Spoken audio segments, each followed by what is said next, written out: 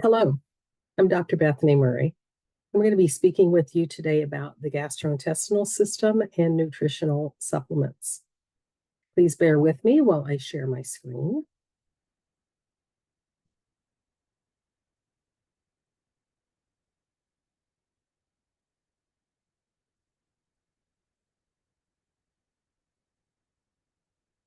Okay, so we're going to be covering 3 chapters. The first chapter is the upper gastrointestinal system, which includes peptic ulcer disease. The second chapter will look at bowel disorders and gastrointestinal conditions of the lower GI system. And then finally, we'll talk about nutritional disorders and nutritional supplements. The learning objectives for our first chapter are to discuss the pathophysiology of gastric acid reflux disease and peptic ulcer disease, to describe the relationship between peptic ulcers and the Helicobacter pylori or H. pylori bacteria, to differentiate medications, including proton pump inhibitors, histamine type 2 antagonists, and general antacids. And then lastly, we'll discuss nursing care of the patient with a peptic ulcer or gastroesophageal reflux disease. A brief review of anatomy. Gastrointestinal system starts with the mouth and finishes at the anus. It is one long, continuous hollow tube. The GI system is not sterile, so any work that's done within the GI system is not sterile, and it is separated from the general pelvic cavity because of this lack of sterility. Our organs of digestion start with the salivary glands, include the liver, then the gallbladder, and the pancreas.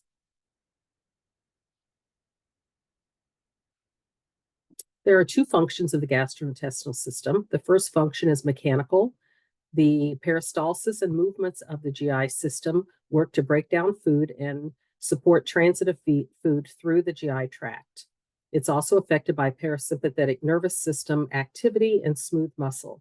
So if you recall from our discussion of the nervous system, the digestion is primarily controlled by the rest and digest or parasympathetic nervous system. So drugs that are cholinergic support this function, while drugs that are anticholinergic work against this function and stop peristalsis. The second function of the GI system is metabolic. Here is where we have digestive enzymes and other fluids that help to break down food into smaller bits and help food and essential nutrients to absorb into the human body. This is also where we absorb medications. So we have 2 main sphincters in the upper GI tract, the esophageal sphincter, and then the pyloric sphincter closed when food is ingested, which prevents it from traveling back up into the throat and out of the GI tract. The disease of GERD or gastroesophageal reflux disease is when the hydrochloric acid in the stomach is allowed to transit back up into the esophagus through those sphincters, the esophageal sphincter particularly. Chief cells in the gut secrete an enzyme called pepsinogen, which helps to break down proteins. This is where we get the term peptic for peptic ulcer. Parietal cells also secrete hydrochloric acid to kill microbes and help break down food further. And hydrochloric acid is acidic, and so without a proper mucus lining in the GI tract, the hydrochloric acid can cause ulcerations and damage to our own system. The parietal cells are the major target for anti-ulcer drugs that limit hydrochloric acid secretion. So let's look at this at more of a microscopic level. Gastric fluids are very acidic, normally ranging from 1.5 to 3.5 pH. The cells lining the surface of the stomach secrete a thick mucus layer and bicarbonate ions to neutralize the acid of the hydrochloric acid. So if we look at this illustration on the right, HCO3 is an abbreviation that means sodium bicarbonate or hydrogen bicarbonate. It's bicarbonate acid. You can see the gastric juice at the top is about a pH of 2, which is highly acidic. But in this layer over the cell lining, it's more alkaline with a pH of 7 at the cell surface. So that helps to protect the cells quite a bit. You can see little mucus droplets represented inside these cells. And then we have at the bottom is the capillary. So if you can imagine food or medications digesting and being absorbed through these cells and passing through into the venous system via the capillaries. So anything that erodes this system, that causes a break in these cells that line the GI tract, will cause some ulceration and erosion, which can get as deep as the capillary system and cause then bleeding ulcers as a result. Okay, so what is peptic ulcer disease? An ulcer itself is defined as an erosion into that mucosal layer of the GI tract. Usually it's associated with acute inflammation and inflammatory process.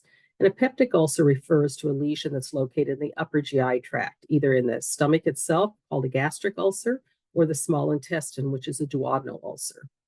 What are some risk factors for peptic ulcer disease? Well, first, let's look at the non or partially modifiable risk factors.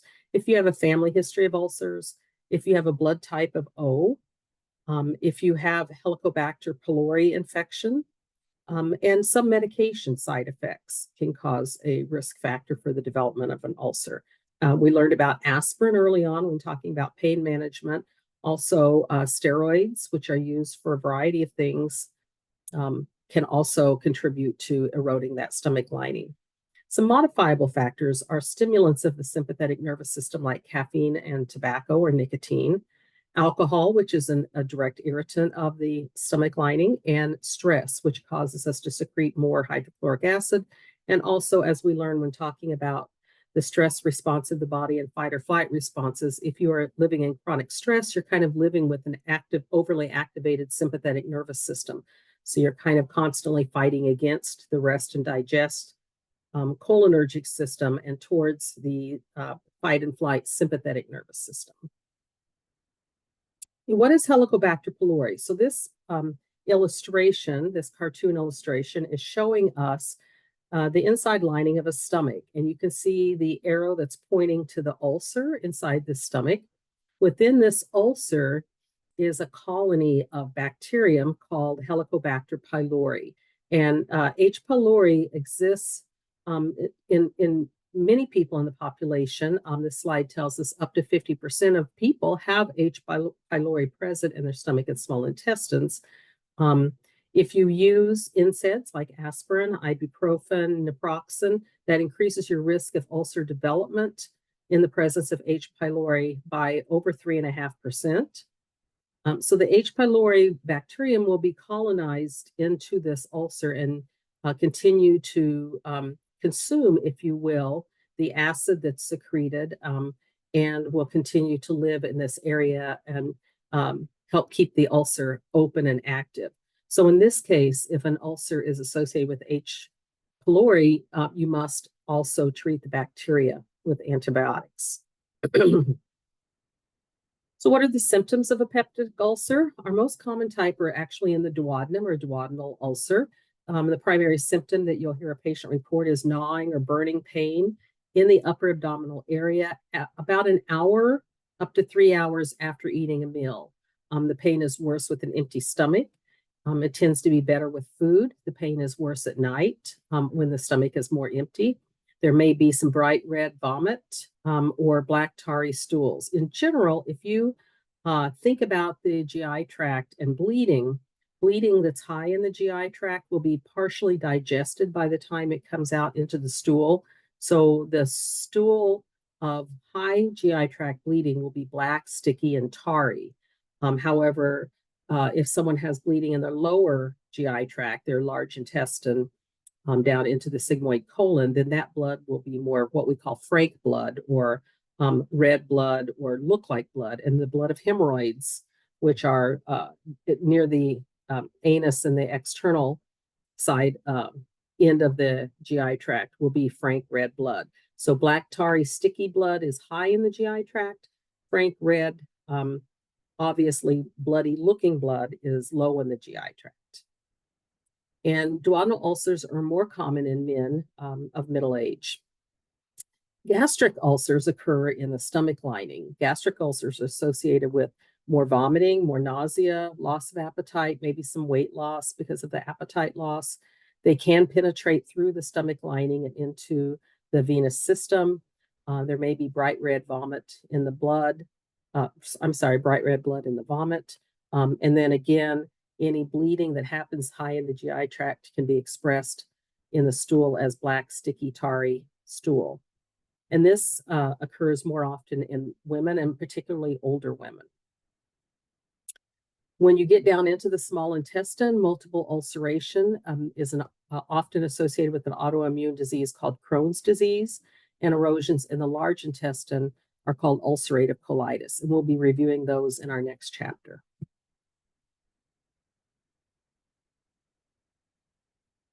Okay, so here are some illustrations of gastric ulcers. So we can see on the top right, this is an actual EGD or endogastroduodenoscopy camera. You can see this ulceration white in color. Normally the gastric mucosa would be this shiny, mucousy, intact, kind of whitish colored. And then we see this large erosion here in the middle of the screen. Down at the bottom, we see another erosion. An ulceration that also looks like, do you see these red petechiae or small red dotted areas? That's indicative of inflammation, where the stomach lining has become inflamed, red and swollen. And this looks like this might be developing a second ulceration down here at the bottom. So this is a pretty large area. Over here on the left, we're looking through the pyloric valve into the duodenum. And you can see a very large white area of ulceration here, and then a smaller that's broken through into a capillary area, most likely. So normal gastrointestinal tissue should look this shiny, white, and intact, pinkish and intact, whereas ulcers can look white, red, quite irritated, quite irregular, maybe have some bleeding. So what is gastroesophageal reflux disease, commonly abbreviated as GERD? So this is a common condition in which the acidic contents of the stomach move upward as a result of overfilling of the stomach or weakening of the esophageal sphincter. This causes intense burning, which is perceived as heartburn. Sometimes there's belching, which is called eructation up into the esophagus. In severe cases, chronic GERD can lead to esophagitis or esophageal ulcers, and those ulcers would look like we saw in the previous slide. If a person has chronic esophagitis and chronic GERD, up to 10% of folks can develop what's called a Barrett's esophagus, which is a condition associated with esophageal cancer.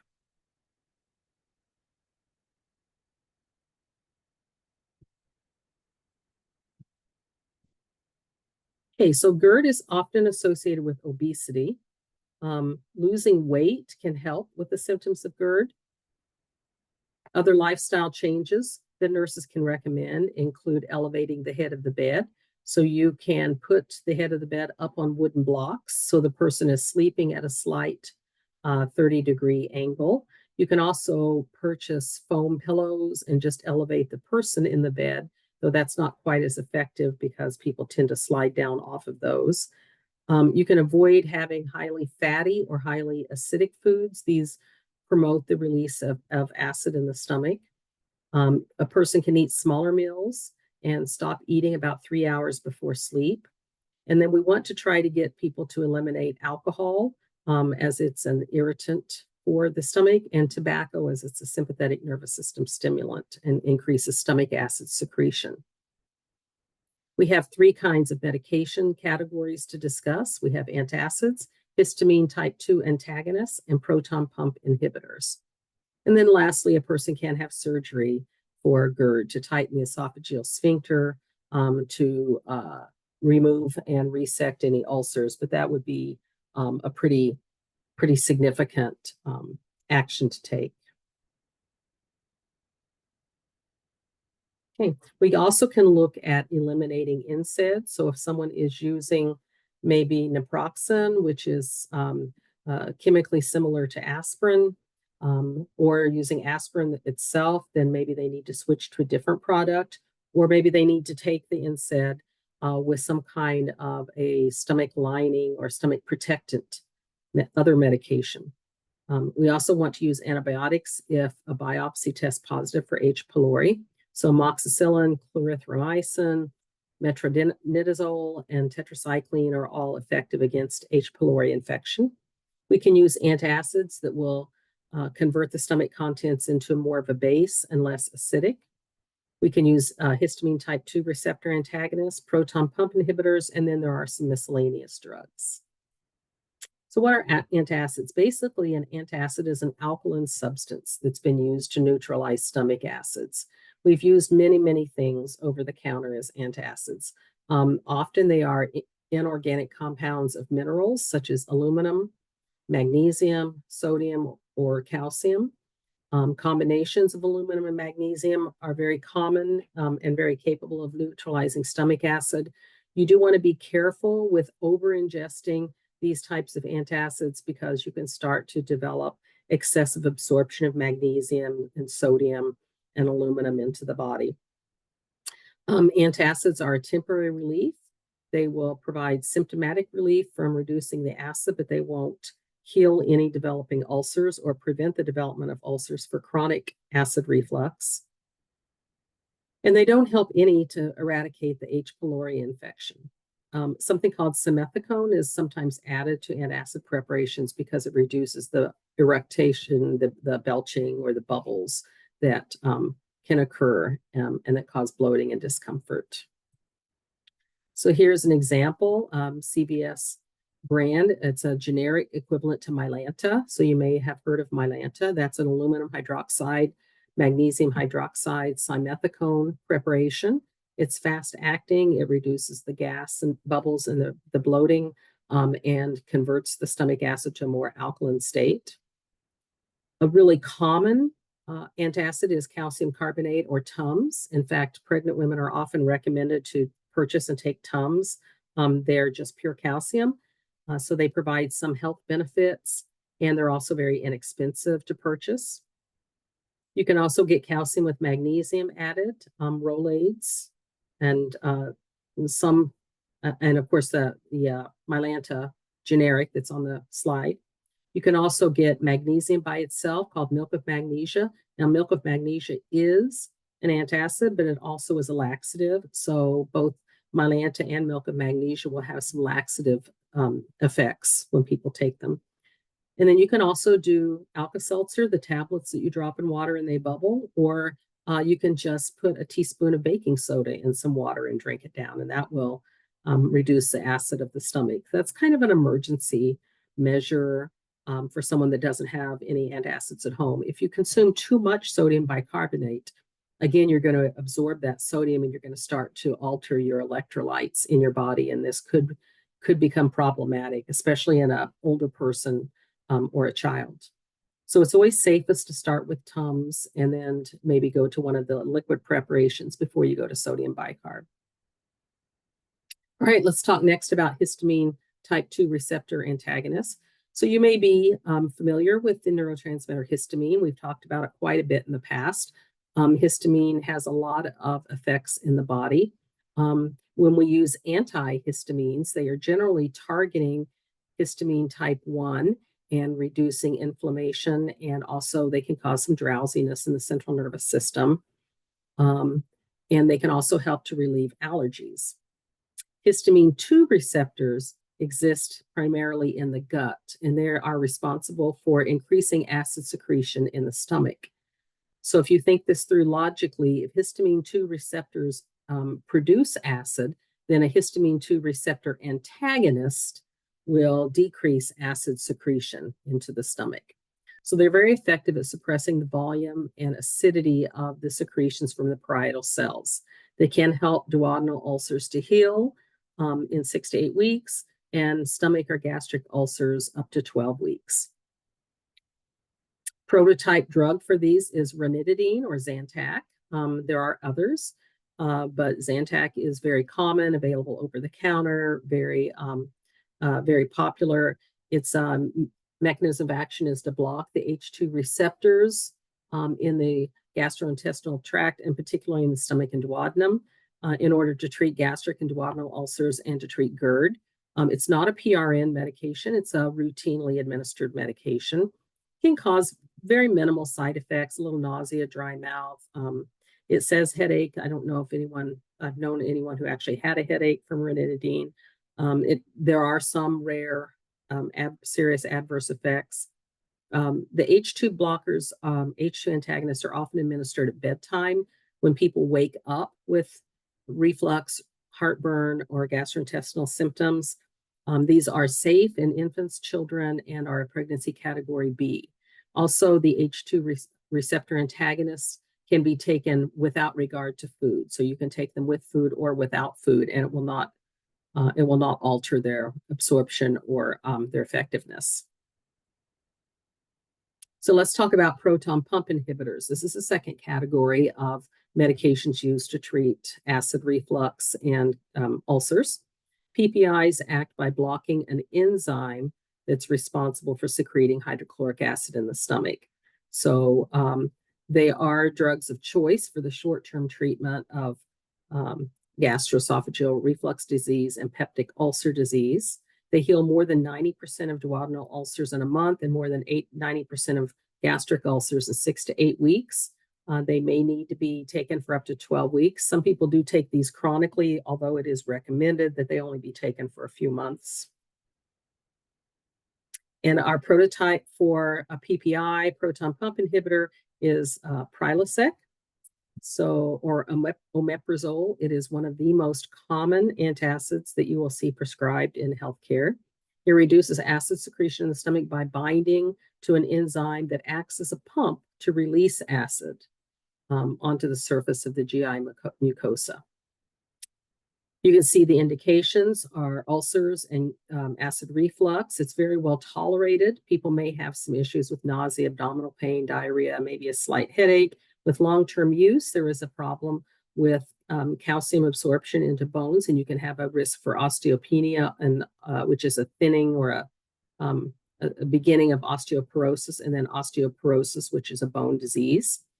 They also can, with long-term use, cause some interstitial nephritis and potentiate symptoms of urinary tract infection and kidney problems, more similar to, not kidney failure, but more similar to a UTI. And you can see what I've highlighted on the slide, that PPI should be taken on an empty stomach. They are most effective when they're taken 20 to 30 minutes before meals. Typically, it's once a day dosing. It might be twice a day dosing. They are also approved for use in children, but not infants. And they are pregnancy category C, which just means there's been no tests in pregnancy, no research done, but they're probably generally okay. Okay, let's look at this illustration. This kind of gives us an overview of the treatment for both GERD, acid reflux, and for peptic or duodenal ulcers. So down here on the bottom, if we start at the bottom right, you can see antacids, which actually just chemically combine with the acids to elevate the stomach pH. And if you remember your chemistry, a low pH is acidic, a high pH is alkaline. So an antacid is used to raise the pH to be more alkaline and stop the acid action. Then up here on the right, we've got histamine type 2 antagonists. So these H2 blockers are antagonizing the histamine receptors and preventing them from being able to secrete acid. Then on the left, we've got proton pump inhibitors, which are binding to an enzyme that prevents acid from being released or pumped out of the parietal cells. And then down on the left represents treatment with H. pylori infection. And you really can't know if there's an H. pylori infection unless you have biopsied that. But treatment will require using an antibiotic along with other treatment. Can you use all four? Absolutely. You just want to remember some of the principles, that PPI should be taken on an empty stomach. H2 receptor antagonists can be taken without regard to food, with or without food. Antacids are going to reduce the acidic content. I wouldn't recommend taking them at the same time as the other two medications. It could affect absorption.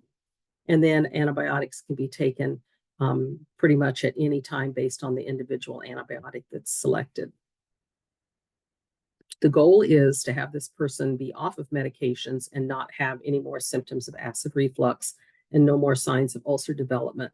But that's not always an achievable goal if your patient has a chronic disease that requires steroid treatment or an arthritis medication, arthritis that requires an NSAID treatment. So if they're constantly battling against something that creates an increased acid situation or that weakens the stomach lining, then you may find that a person is taking an antacid or an H2 antagonist or PPI on a long-term basis. Okay, there's a couple of miscellaneous medications. A really interesting one is I can't say it, sucralfate or Carafate. I'm just going to say the brand, Carafate. It is actually sucrose plus aluminum hydroxide.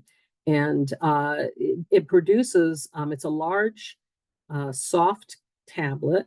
And when swallowed, it melts very quickly and produces a thick gelatin-like substance that coats the lining of an ulcer. Particularly, it coats any rough surfaces in the stomach, providing sort of a physical barrier between the ulcer and the acid environment.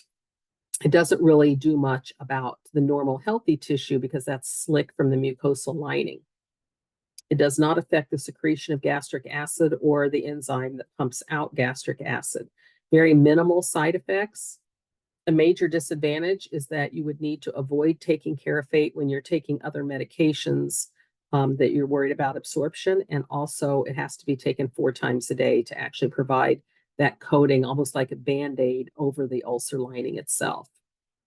And then I guess a third disadvantage is it's a very large, chalky tablet, and some people might have some difficulty with swallowing it. And then we have another medication called metoclopramide or Reglan, and it causes muscles in the upper intestine to contract. So it's a smooth muscle contracting.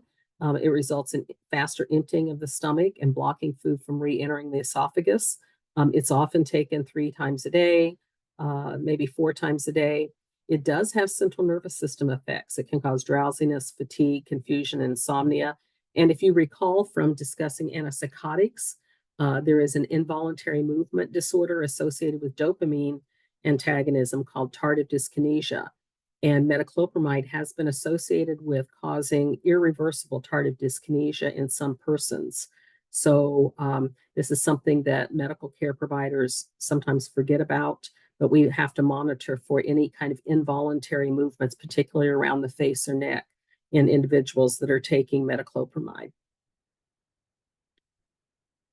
Okay, so nursing care consists of obtaining a good, thorough detail of symptoms. When does the pain occur? Is it with meals or after meals? Is there nausea, vomiting? Is there any blood in the vomiting?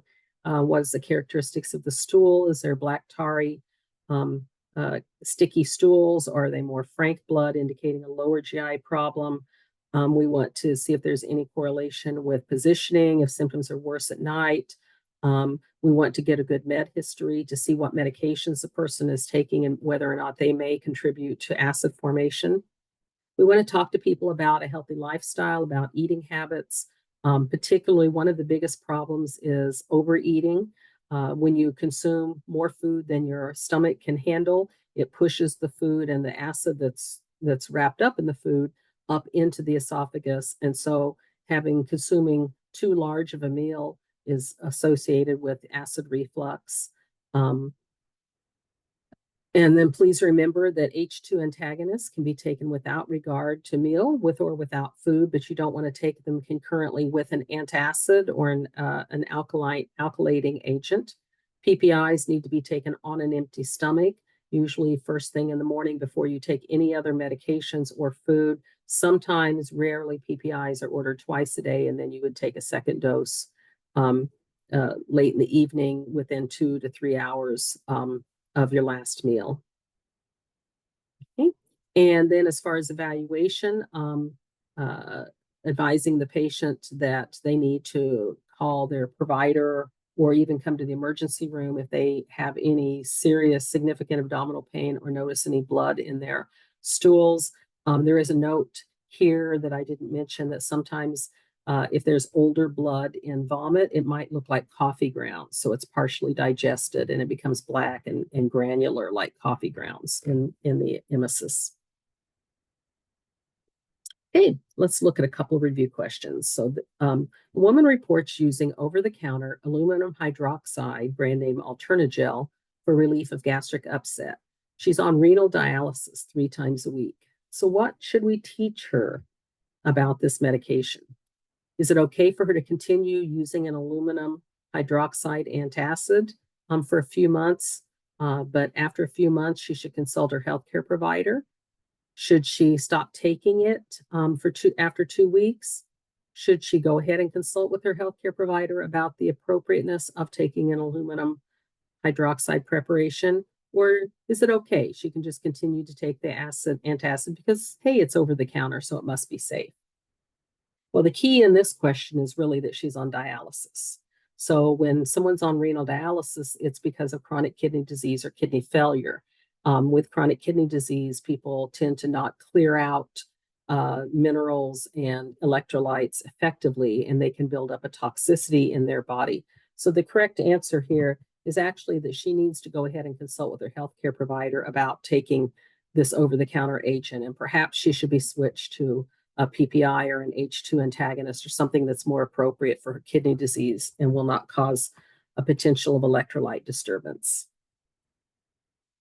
Okay, the nurse is assisting an older adult who's diagnosed with a gastric ulcer to schedule her medication administration. What would be the most appropriate time for this person to take her omeprazole? So what you need to know is you need to know what kind of medication is omeprazole. Is it an antacid, an H2 antagonist, or a PPI? Well, omeprazole is a PPI. So what do we know about PPIs? She needs to take this medication about 30 minutes before her morning meal. It needs to be taken on an empty stomach. This is a mistake I see happening in the hospital quite a bit, or at least I used to, that morning meds are all given together at the same time. And there are some of those medications that need to be taken on an empty stomach, and omeprazole being one of those. You may also recall from our discussion on Parkinson's disease with our neuro unit that levodopa carbidopa should be taken on an empty stomach because of its protein binding effects. Okay, so go ahead now if you need to and pause. This is when in the classroom we would normally be taking our 10-minute break.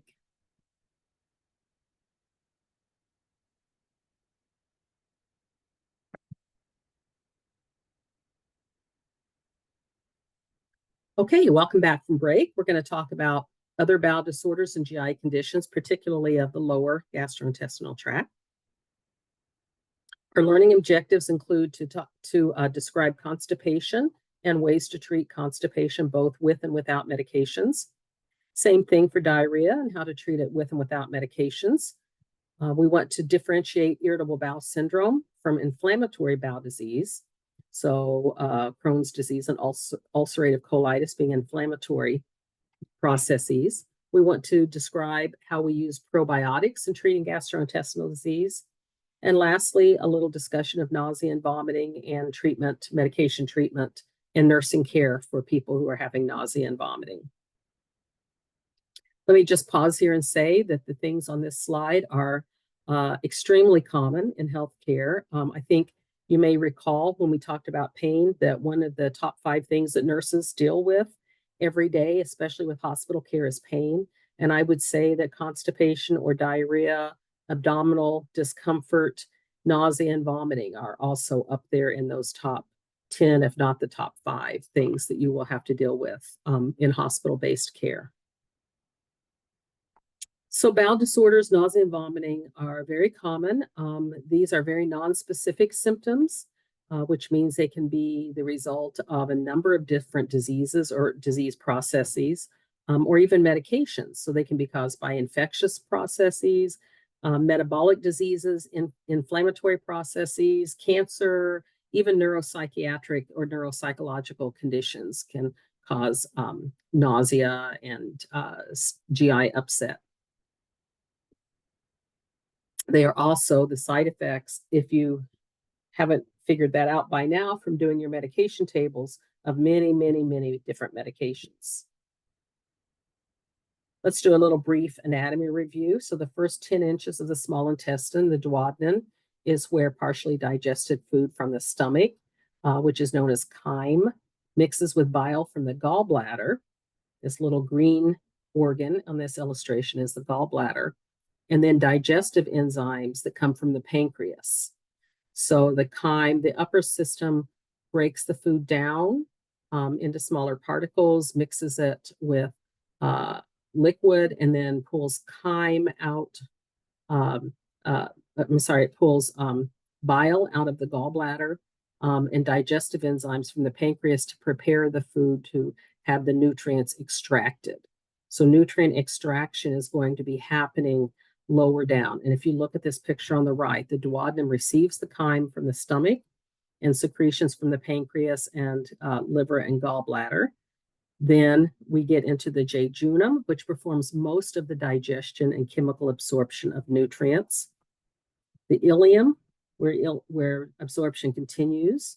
Then we get into the ileocecal valve, which separates the small intestine from the large intestine. The cecum is this first part, also where the appendix, which is a nuisance organ that may have something to do with inflammation and infectious processes, but often has something to do with becoming inflamed and having to be removed in a process, a disease called appendicitis. So that's just a blunt end to the small intestine.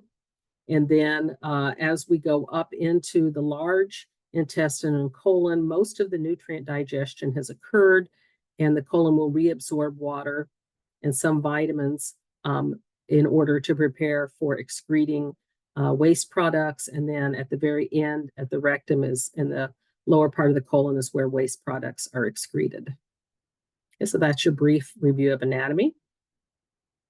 So putting that into words, the jejunum is where most nutrient absorption occurs. The ileum empties its contents into the large intestine. Travel time for chyme from the entire small intestine is about 3 to 6 hours. The colon receives the chyme from the ileum in a fluid state. And then the major function of the colon is to reabsorb the water and manage the solid mass and excrete it to the body. The colon normally contains healthy bacteria and fungi, which serve an important and useful purpose. They synthesize B complex vitamins and vitamin K. At least those are important ones for us to learn about right now. And disruption of this host flora in the colon can lead to conditions with diarrhea. I also want to point out that if someone, I'm going to go back a slide, if someone has disease of the gastrointestinal system and they need to have a ileostomy or colonoscopy, colostomy. So these are when the gastrointestinal system is diverted to the outside of the body and attached to a bag for excretion. And that may be done to rest the colon so it can heal, or it could be done in the cases of severe Crohn's disease or ulcerative colitis or cancer. It could be done as a permanent change. But an ileostomy will occur higher up, and all of the secretions coming from an ileostomy bag will be liquid in nature and not controllable. A colostomy will be a lower bag that comes to the surface of the body lower down on the abdomen, and those are typically going to be solid excretions, and they're going to come with waves of peristalsis, more like a normal bowel movement, and be more solid in nature. So when you're taking care of a patient that has an ostomy with a bag, it's important to know if it's up high in the system, in which case it will be all liquid.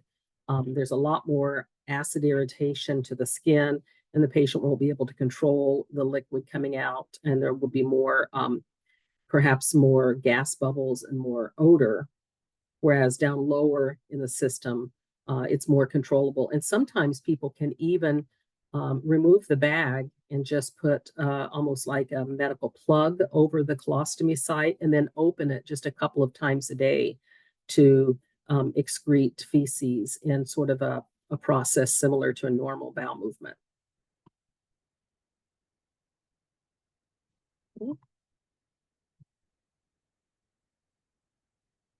Okay, so if you consume a meal, it'll be about 3 to 6 hours to get through your lower intestine, and then it'll take 12 to 24 hours to end up being excreted through the rectum as a bowel movement. So constipation is a medical term that means a decrease in the frequency of bowel movements. Now, everyone sort of has their own pattern. Um, and sometimes people get very upset if they don't have a bowel movement every day. But really, constipation is not defined until someone has fewer than 3 bowel movements per week. So going 2 or 3 days without a bowel movement is fine, and having 1, 2 bowel movements a day is also fine. Um, the other symptoms of constipation are that the bowel movements are hard, there's straining, there's discomfort, and maybe the person doesn't feel like they have evacuated completely. So when we have the proper amount of water reabsorbed into our colon, we'll have a soft formed consistency of a stool. And if the peristalsis is decreased and the large intestine is not moving things through properly, then more water will be reabsorbed and the stool becomes small and hard and painful. Constipation can cause abdominal distension, discomfort, and flatulence or gas. And in most severe cases, it can actually lead to a fecal impaction or an impaction of the hard, dry feces and complete bowel obstruction. So this could result in an emergency surgery situation. Certainly it can result in using enemas to try to dislodge that fecal compaction. Why do we get constipation? The GI tract slows down with aging. So older people tend to be more likely to have constipation because of this decreased peristalsis.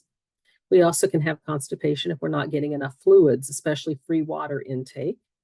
If we have insufficient food, especially insufficient insoluble dietary fiber, so people that eat a lot of hamburgers and French fries are more prone to constipation than people that eat a lot of salads and whole fruits that have insoluble fiber in them.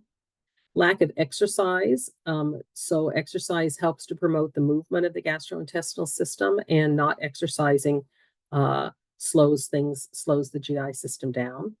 Of course, there are medications that slow down your gastrointestinal system. Anything that is anticholinergic, anti-acetylcholine, that means that it is affecting the parasympathetic nervous system, the rest and digest side of the equation, and that it is causing decrease in intestinal motility.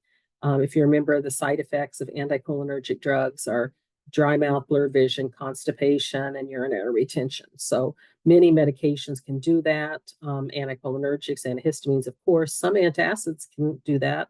If you have a lot of calcium in your diet, that can calcium's a pretty hard substance, so that can cause some impaction. Iron supplements notoriously cause constipation. And then lastly, of course, opioids slow down peristalsis and smooth muscle contractions. And then some diseases can also cause constipation. How do we treat constipation with medications? So we can use laxatives. They're also sometimes called cathartics. They potently stimulate peristalsis. They cause cramping and rapid evacuation of the bowels. An example of this is Biscotal or Ducalox, which is purchased over the counter.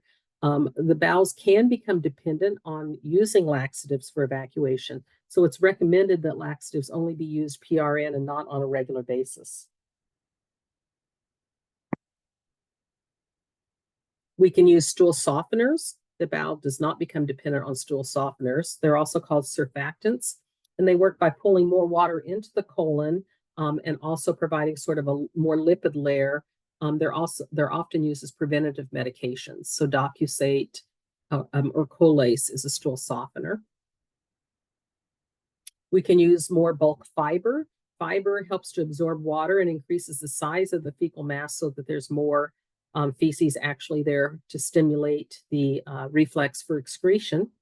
However, if we're going to use bulk fiber, people need to significantly increase their water or fluid intake. Otherwise, they end up with a hard, dry fecal mass, which could put them into more trouble with impaction than they started with. Psyllium fiber is a natural plant source of bulk fiber that we can buy over the counter. And then there are some natural herbal products that act as bowel stimulants. So castor oil that comes from the same plant as ricin is an old-timey remedy for constipation, probably safer. Would be something like prune juice or grape juice for children. Trying to look at apple juice, apple cider. Those are all more natural and treatments for constipation. Okay, let's talk for a minute about diarrhea. Diarrhea is an increase in the frequency and fluidity of bowel movements. The most significant problem with diarrhea, particularly in the elderly and children, is dehydration. Well, why is dehydration a problem? Because then it results in fluid and electrolyte imbalances at the kidney level. So when we get electrolyte imbalances, we know that these electrolytes are important in our cell functioning. Sodium and potassium ion pumps, chloride, calcium, magnesium, all of these have very important functions for stimulating cell transmission, both nerve cells and cardiac cells. And so electrolyte abnormalities can cause both neurological disturbances as well as cardiac problems, cardiac arrhythmias.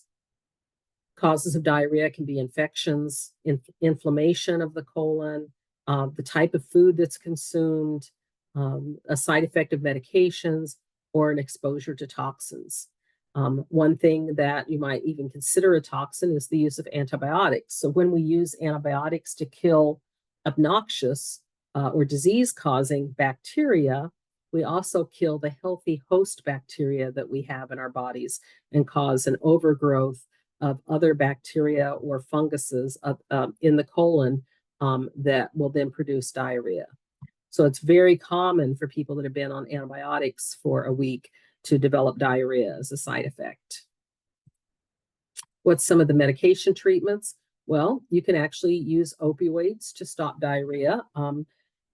Obviously, we're not going to use something strong like morphine or fentanyl for diarrhea treatment, but some of the milder opioids or opioid-like substances will work in the brain to decrease peristalsis in the colon.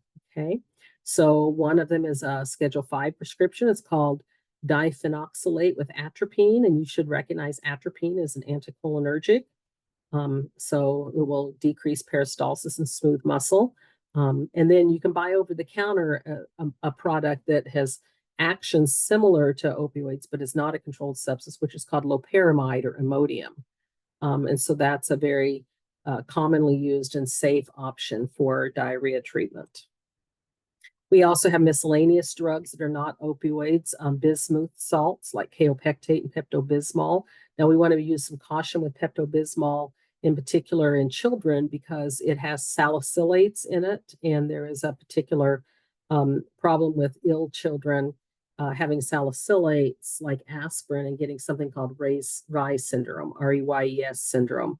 So Pepto-Bismol is okay if a child's having diarrhea that's related to food consumption or even maybe some suspected food poisoning. But if they're having diarrhea as a result of a cold or flu, we definitely don't want to use Pepto-Bismol with them. And then we can also use the same bulk-forming laxatives that we used for constipation, like psyllium fiber. We just don't want to use as much liquid. You don't have to consume as much liquid because the goal is to have the psyllium fiber in the gut, in the intestine, absorb the liquid and stop the diarrhea from happening. Okay, what is IBS? Irritable bowel syndrome, often called IBS. Sometimes people call that a spastic colon. So when they have chronic symptoms of abdominal pain, bloating, excessive gas formation, and cramping, a person with IBS may have diarrhea alternating with constipation. The diagnosis requires abdominal pain at least 3 days a month, which can be relieved by defecating or passing stool.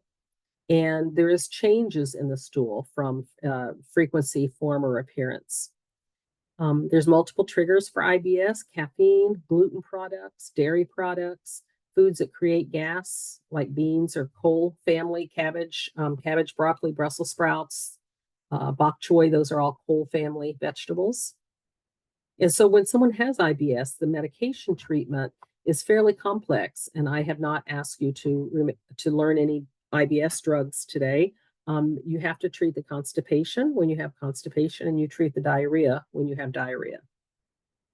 There are some newer products that are designed to decrease the irritability of the colon and also treat both diarrhea and constipation. So next, let's look at some inflammatory bowel diseases. These are diseases that may have a genetic component that causes chronic inflammation of the intestine. So these are not dependent on the type of food that you eat or any other behaviors. There are symptoms of remission and exacerbation. There's abdominal cramping, frequent bowel movements. You can have bloody diarrhea, fever, dehydration, weight loss. These can be quite severe, and people can end up having surgical resection, having ileostomies or colonostomies placed. Crohn's disease is defined when the inflammation occurs in the bottom portion of the small intestine and ulcers form. It's a pretty severe disease. People can have multiple surgeries and have much of their small intestine removed, which of course, as we've learned about the function of the small intestine, means that they are really at high risk of nutrient absorption problems. Many people with Crohn's disease are underweight, or they struggle to absorb enough nutrients to maintain weight. Ulcerative colitis is lower down. This is in ulcers that occur in the large intestine, but again, it's thought that the underlying cause of ulcerative colitis is autoimmune in nature and hyperactivity of immune responses, leading to chronic intestinal inflammation. So you'll see a lot of newer drugs being prescribed for these disorders that have an immunosuppressant function. We have quite a few on the market now that are often injectables, subcutaneous, once a week or once a month, treatments that all suppress the immune system to reduce that hyperactivity of the immune system. This table shows us a comparison of Crohn's disease versus ulcerative colitis. Crohn's disease is mostly in the terminal ileum, but can occur anywhere in the digestive tract, tends to reoccur after someone's had a surgical resection. Inflammation occurs in all layers of the bowel wall. It is more common in people who smoke, and also about a third of people with Crohn's disease also have arthritis, which further supports an autoimmune origin. Whereas ulcerative colitis is limited to the large intestine. Typically, it's surgically curable. So if that area that's ulcerated is resected, it doesn't recur. Inflammation is limited mostly to the lining and doesn't penetrate deeply through the lining of the large intestine. There's no association with smoking and no association with arthritis.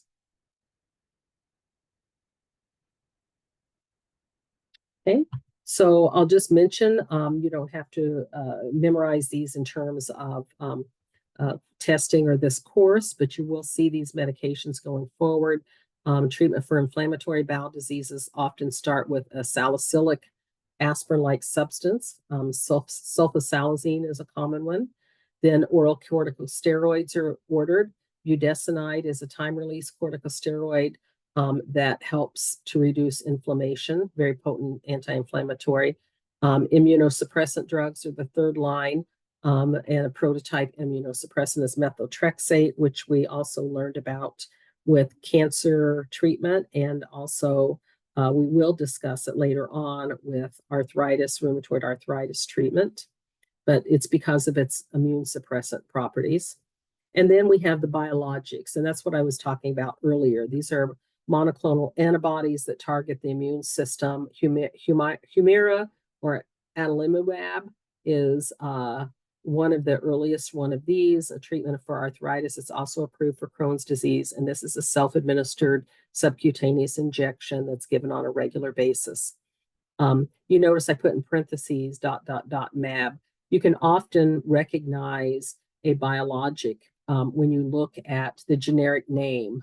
It will often end with MAB or something similar with a B at the end of the word. And that kind of helps you to know that it's a biologic. And of course, if you look at the mechanism of action, it says anything at all about immunosuppressants, then very likely it's one of the newer biologic drugs.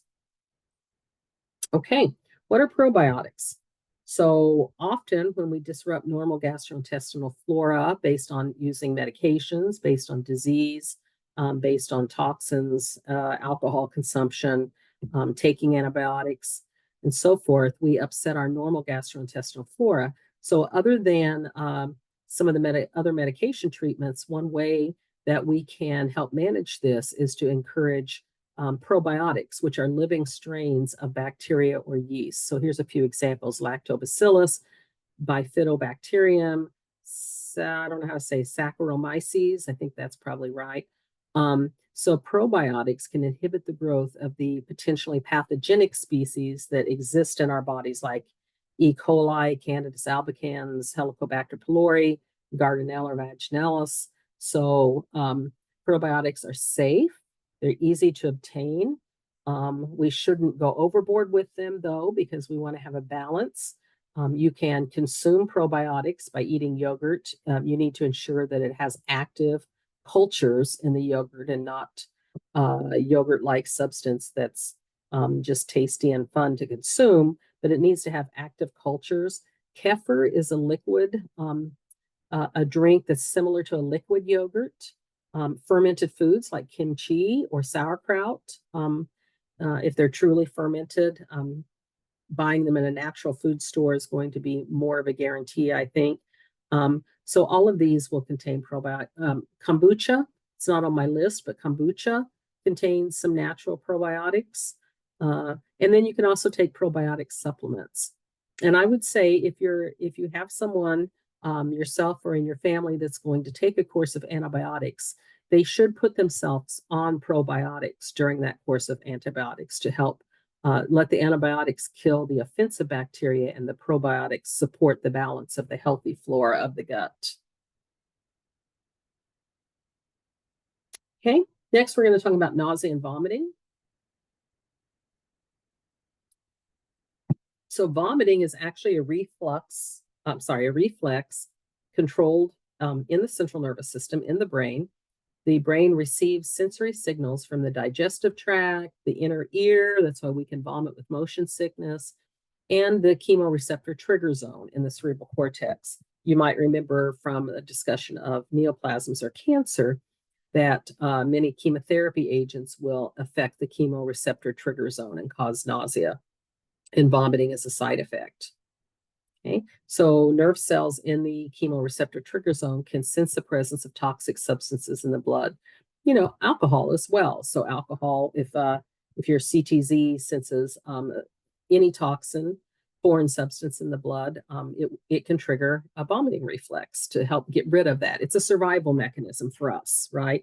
So this vomiting reflex will cause wave-like reverse peristalsis contractions of the stomach to quickly propel contents out.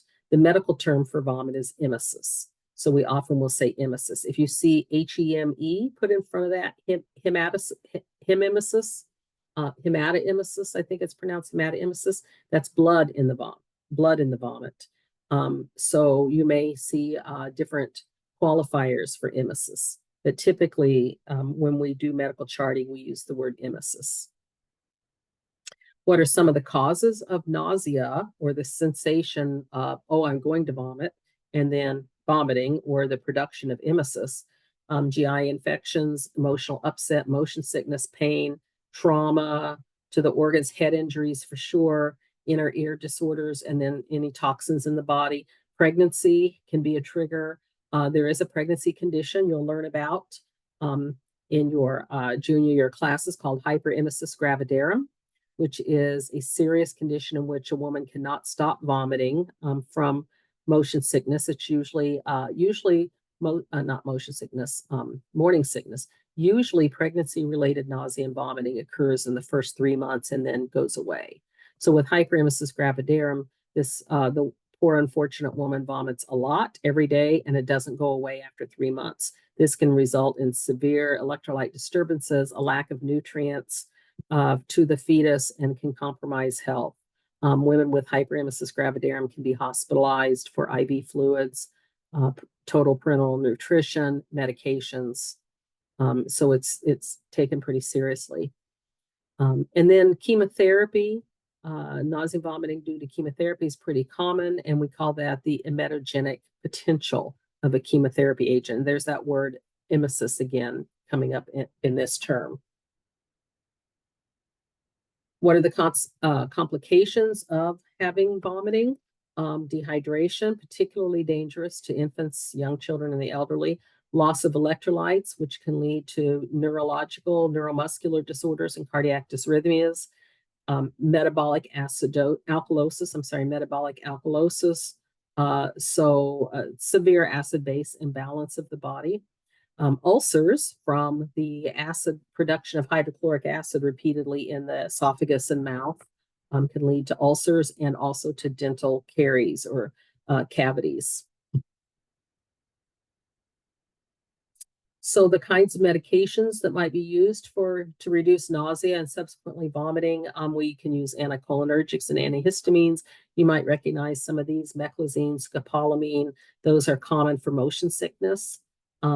Hydroxyzine is an antihistamine, doxylamine, antihistamine, diphenhydramine, antihistamine with anticholinergic effects. Benzodiazepines can calm people down and reduce nausea by reducing anxiety. Cannabinoids are used, particularly with chemotherapy treatment, to reduce the sensation of nausea. Sometimes corticosteroids can be helpful. Phenothiazine-like drugs, so they're chemically similar to an antipsychotic. Antipsychotics, very old antipsychotics, used to be used for persistent nausea and vomiting. One of them called chlorpromazine or Thorazine was a treatment for vomiting, persistent vomiting. Now we have newer agents called perfenazine, prochlorperazine, and promethazine.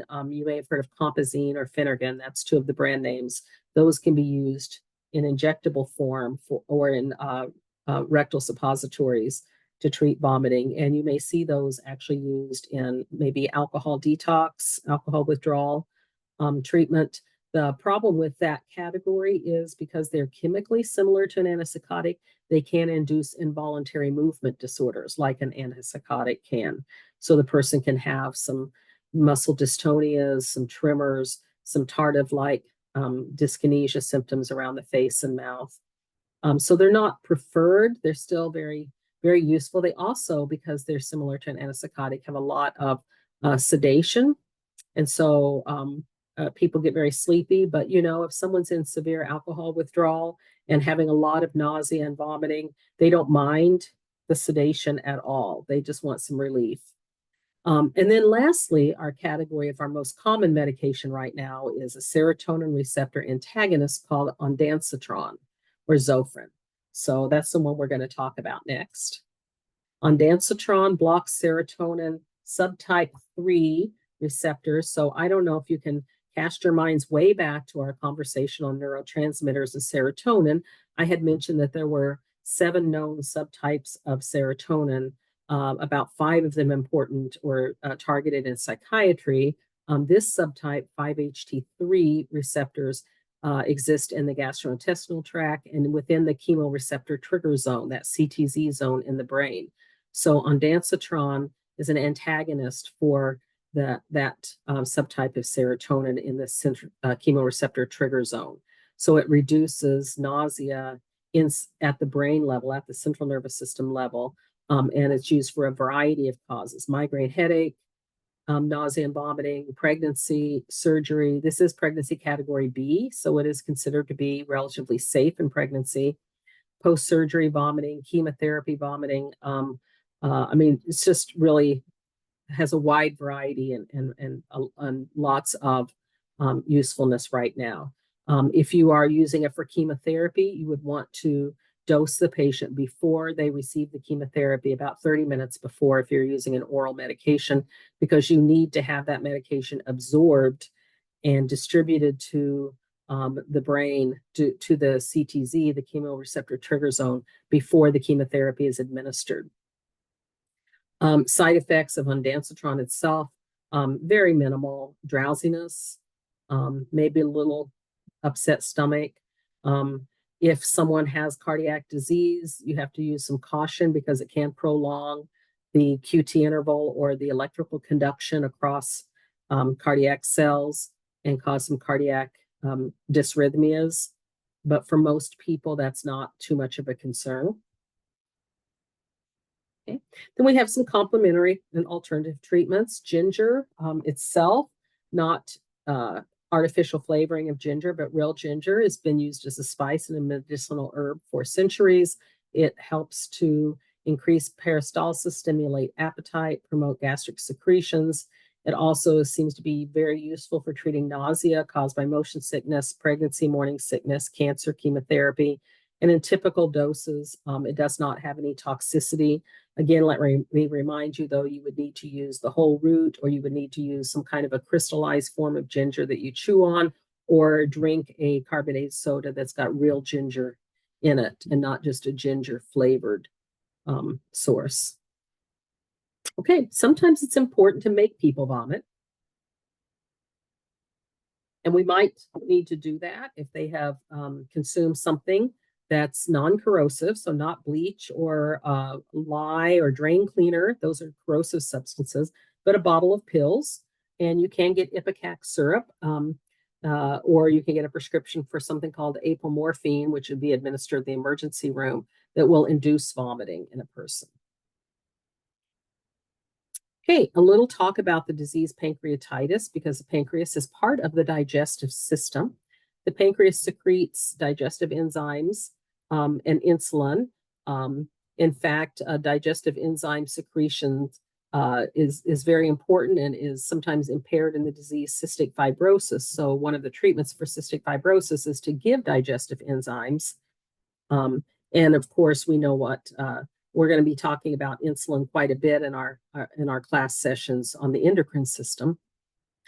So pancreatitis, anytime you see itis, as a reminder, that means an inflammatory process. So pancreatitis is an inflammation of the pancreas. It can be acute or chronic, and it occurs when digestive enzymes remain in the pancreas rather than being released in the duodenum.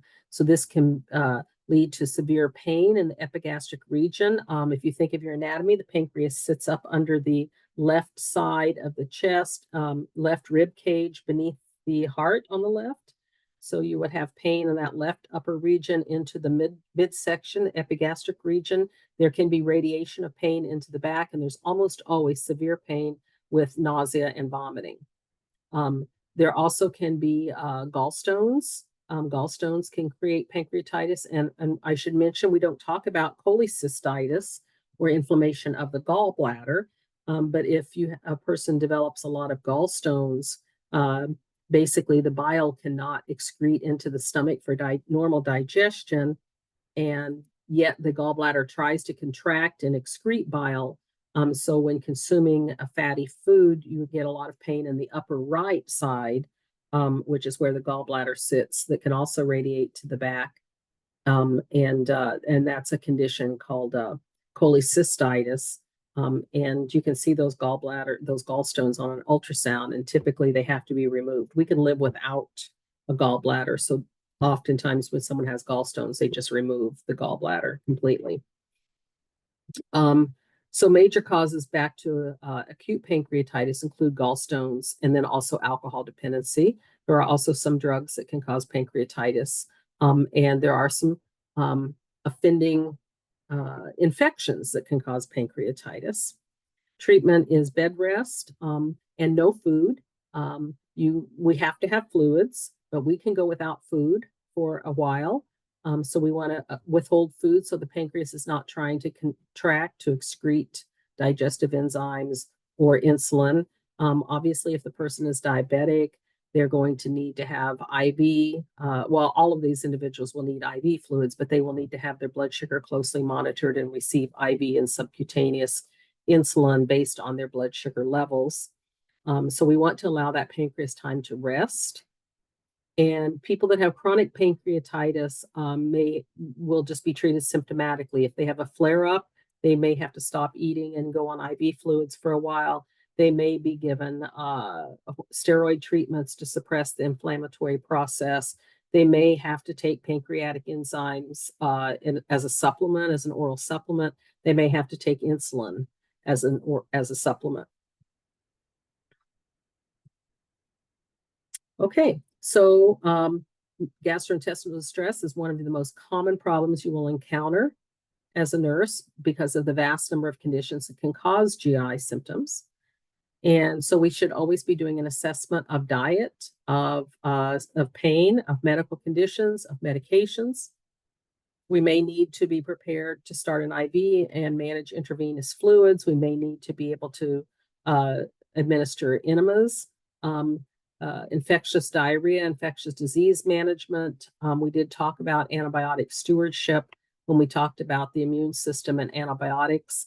So maintaining very strict personal protective equipment and preventing the spread of infectious diseases and infectious diarrhea like C. diff in hospitals.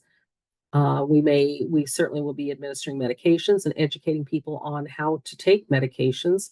And then we have to do a lot of nausea and pain management with gastrointestinal disorders. Going into more advanced care, if you're working as a gastroenterology nurse, you may have to learn more about colostomy care and teach patients how to take care of new colostomies or ileostomy bags at home, and other more advanced procedures. Patient education for us often focuses on nutrition, what to eat, what not to eat, fluid intake, and medication usage. All right, let's look at a couple of review questions.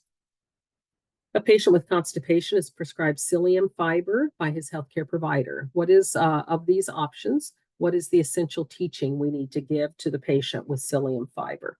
Is it take the drug with meals and at bedtime? Is it take the drug with minimal water so it's not diluted? Is it avoid caffeine and chocolate while taking the drug? Or is it mix the product in a full glass of water and drink another glass of water after taking the drug? Okay, so psyllium fiber typically comes in a powder. You can get it compounded into a tablet, but it's usually in a powder. It often has orange flavoring, so it kind of tastes like orange tang or an orange drink. So you mix it in a full glass of water, and then the patient needs to drink it all and drink it down quickly because psyllium fiber is very mucousy and it will start to solidify in the glass.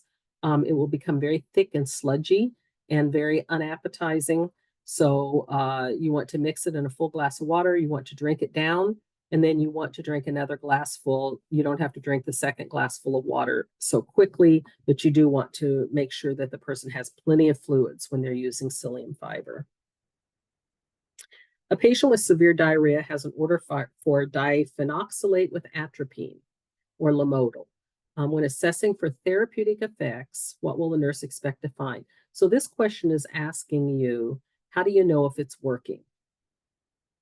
Is it because the patient has increased bowel sounds, decreased belching and flatus or gas, decrease in loose watery stools, or decreased abdominal cramping? So the goal is to treat severe diarrhea. And then if we know it's working, we're going to find a decrease in loose watery stools. Okay, simethicone will help with belching and flatus. It may help with abdominal cramping if there is cramping related to the diarrhea, but that's really not the targeted goal of the medication. The targeted goal is to decrease the diarrhea. The nurse is preparing to administer chemotherapy to an oncology patient who has an order for ondansetron or Zofran. When should the nurse administer the ondansetron? Is it every time the patient complains of nausea? Is it prior to starting the chemotherapy? Is it only if the patient complains of nausea? Or is it when the patient begins to experience vomiting? Well, if you recall, this is it's an oral medicine. It's also an injectable medicine, but we want to have it reaching its target organ of the chemoreceptor trigger zone in the brain before the chemotherapy is started.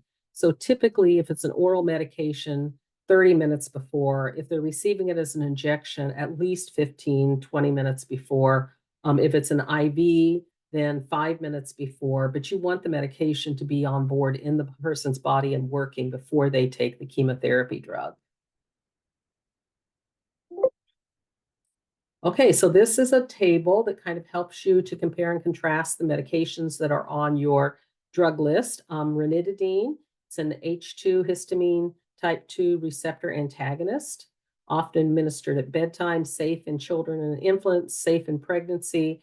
You can take it regardless of food. It's not on this table, but you can make a note of that. Omeprazole, proton pump inhibitor, reduces the enzyme that pumps out acid into the surface of the GI mucosal, taken on an empty stomach, usually once a day in the morning. It's approved in children, but not in infants. It's okay in pregnancy, not preferred, but okay. Long-term use has some risk for osteoporosis related problems in the bones. There's also a risk for interstitial nephritis in the kidneys.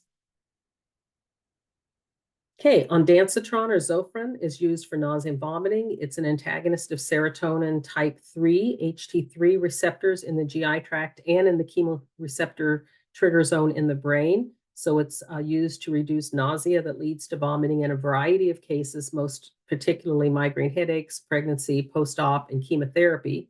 For chemo, you want to give it at least 30 minutes before chemotherapy dose. A person who has cardiac disease might be at risk of prolonged QT interval, so that's a slowed cardiac conduction and cardiac dysrhythmias. It is safe for use in pregnancy. And then lastly, we have a stool softener, docusate sodium, very, very, very commonly prescribed. It's also available over the counter. It reduces the surface tension within the stool. It facilitates the passage of water and fatty acids or lipids into the stool. It's used for the prevention of constipation and hard stools. It is not a laxative. It is not a bulk fiber agent. It's a surface surfactant to make the stool softer and easier to pass. Okay, so here's where we will be taking another 10-minute break.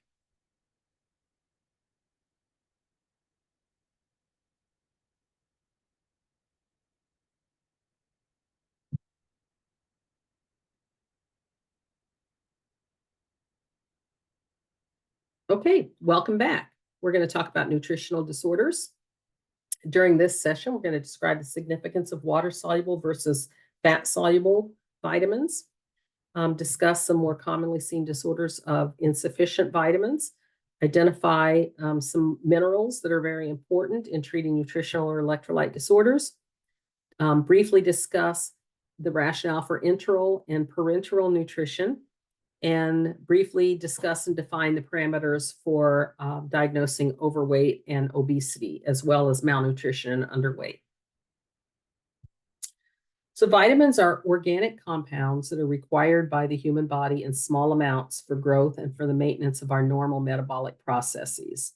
Diseases can result from an insufficient amount of these compounds. Diseases can sometimes also cause an insufficient amount of these compounds. For example, B-complex vitamins are coenzymes essential to many of our metabolic pathways. Vitamin A is a precursor of retinol, which is a pigment needed for healthy vision and vision development.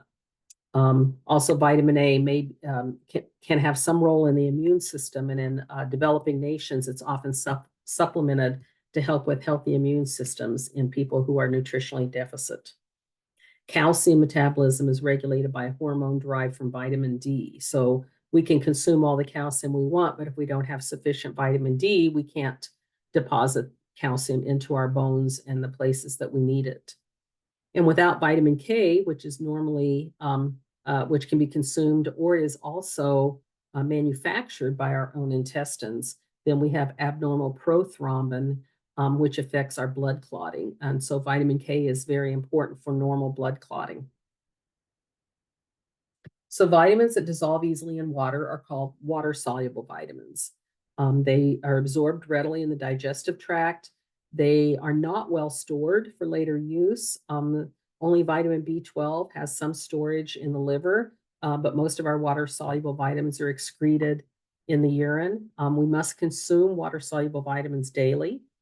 So some examples of water-soluble vitamins are vitamin Bs, the B complex, so there's multiple vitamin Bs, and vitamin C.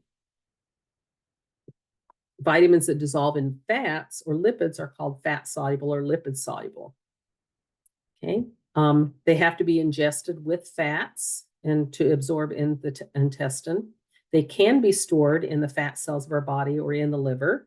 So this means that we can become toxic if we consume excess of these vitamins. Usually that does not happen through food consumption, but it can happen through supplements. And some fat-soluble vitamins include vitamin A, vitamin D, vitamin E, and vitamin K. Most people who eat a healthy, balanced, normal diet will obtain all the necessary nutrients. I'm sure you've heard about eating the rainbow. So if we eat food sources from a variety of colors, yellow, orange, red, blue, green, purple, then we are obtaining all of our daily vitamins that we need to have. Okay, and you'll see hypervitaminosis or toxic level of vitamins have been reported for vitamins A, C, D, E, B6, niacin, and folic acid. B6, niacin, and folic acid are all B vitamins. So there is some storage of B vitamins. Generally, deficiency disorders occur in multiple vitamin deficiencies rather than a single one, because most often they're related to malnutrition or malnourishment. Symptoms are pretty nonspecific. The deficiency might be there for a long time before the deficiency disorder is diagnosed. And in the United States, we often see vitamin deficiencies as a result of extreme poverty with very poor eating habits or the presence of food, strict dieting, self-induced dieting, chronic alcohol or drug abuse disorders, or prolonged parenteral or IV feeding when the person is not able to consume food to get all of their nutrients. So this is a very busy table. So we break this down a little bit. You can look at these fat and water-soluble vitamins in the left column. And it will tell you in the second column if it's fat or water-soluble. The third column tells you the kinds of food sources where you will find these vitamins in particular. Like, for example, if you notice, vitamin C is mostly in citrus fruits and vegetables. So people who don't eat fruits and vegetables might be deficient of vitamin C unless they find other sources or supplements to take. Okay. Notice that vitamin D is available in some food sources, fish sources, in liver consumption. It's added to whole milk, but also we can absorb vitamin D from sunlight. But people that don't go outdoors in the winter or have shortened daylight hours in the winter might become vitamin D deficient and need to consume a supplement. Okay. Vitamin K is found in leafy green vegetables, but it's also manufactured by our bodies in the large intestine. The far right column tells us what these individual vitamins are important for.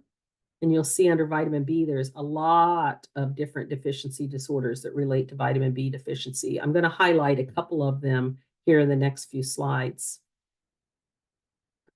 I think it's interesting with vitamin C.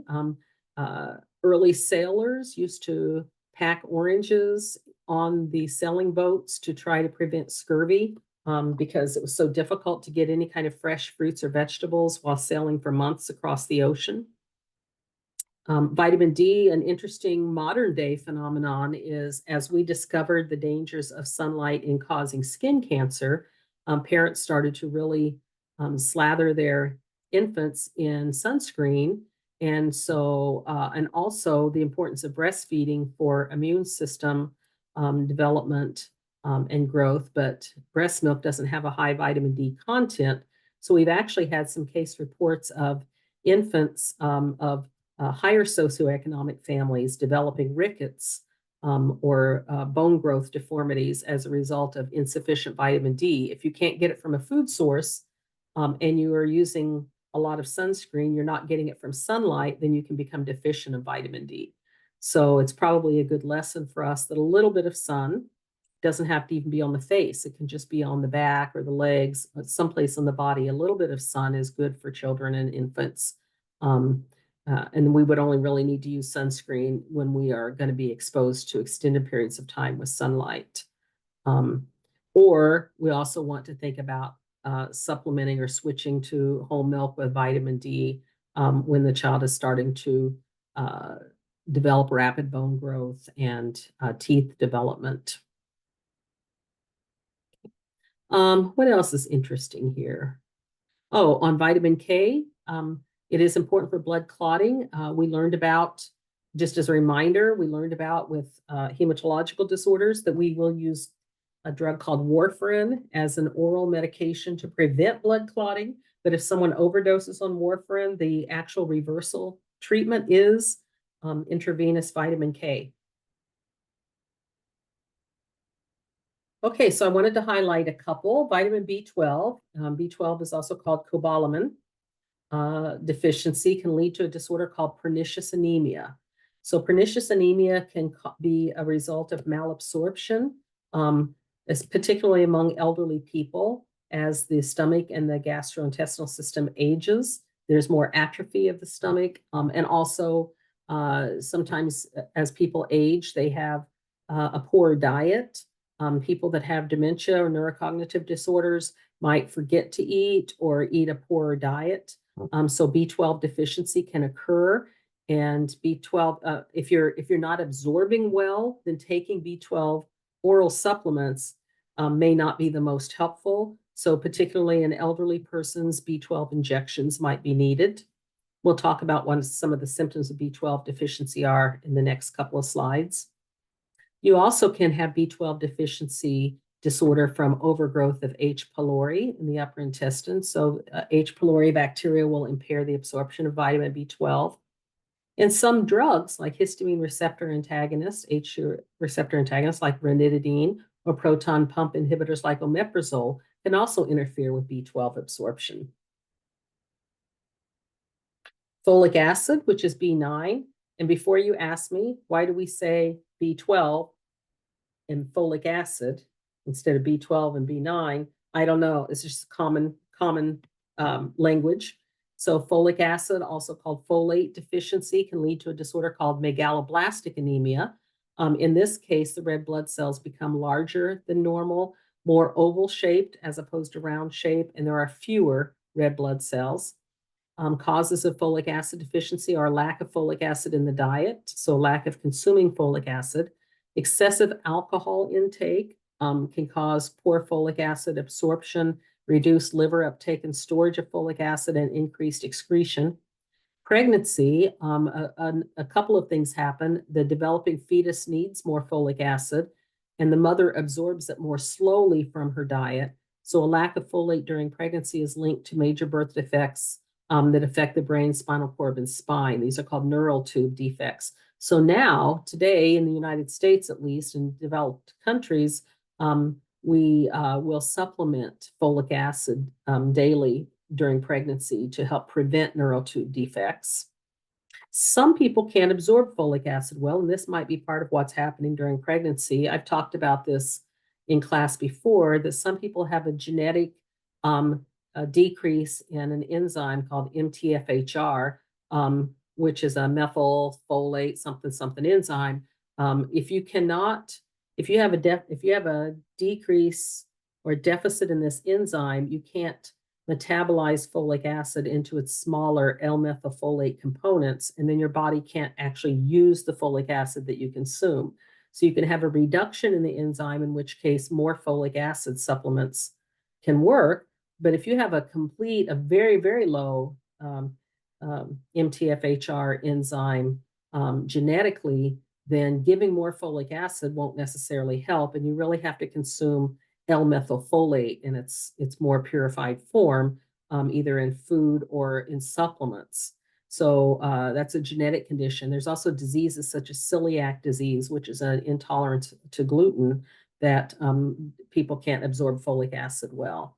And then there are certain medications. We learned about phenytoin. Also, the brand name is Dilantin, to control seizures, and that can interfere with folic acid absorption. So there's quite a bit of situations where people may not be getting enough folic acid in their diet.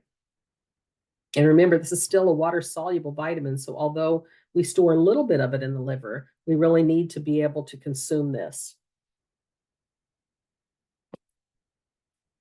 What are the consequences of deficiencies of B12 and folate anemias? So both pernicious or B12 and megaloblastic or folate or benign anemia.